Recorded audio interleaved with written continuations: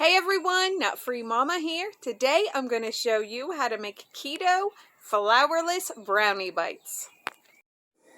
Okay, let's start off with our ingredients. First you're going to need a half a cup of butter, unsalted, so that's a 1 stick, 1 cup plus 2 tablespoons of sugar-free chocolate chips. And then you need a half a cup of confectioner sugar substitute. So I just used my Monkfruit and pulsed it in my NutriBullet to make the confectioner sugar. 3 eggs, and then 1/4 cup of unsweetened cocoa powder. And then you're also going to want a mini muffin tin, and as you can see I sprayed that generously with cooking spray. So let's go ahead and preheat our oven to 350, and we are going to use a microwavable safe bowl and melt our butter and 1 cup of chocolate chips in that bowl. Alright, my chocolate and butter are nice and combined. I just microwaved mine for 1 minute, took it out, and then just stir the chocolate chips until they melt completely.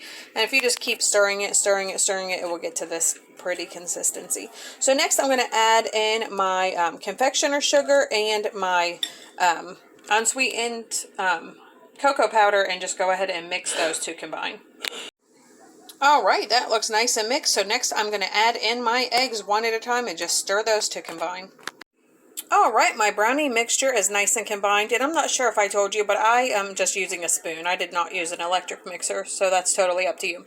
So now we are going to go ahead and pour our brownie mixture into our prepared muffin tin. And you are going to fill these all the way to the top just about.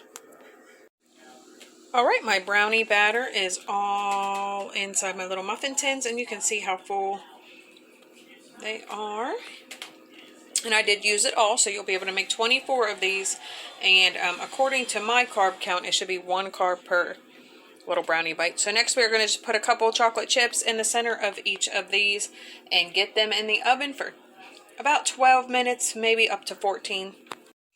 Alright, my little brownie bites just came out of the oven and they smell and look delicious. So I'm going to let them sit here and cool completely before I remove them. And I'm just going to take a butter knife around the edges and then pop them out. But you do want them to cool so they don't crumble. Alright, all of my little brownie bites are out. And you do have to be kind of delicate with these. I did run my knife along the edges, and they do come out pretty easy, but they are a little crumbly, so just be careful. But let me tell you, they look and smell delicious. I can't wait to have Taste Tester try them. Hey, Taste Tester. Hi. Have a little taste. Okay.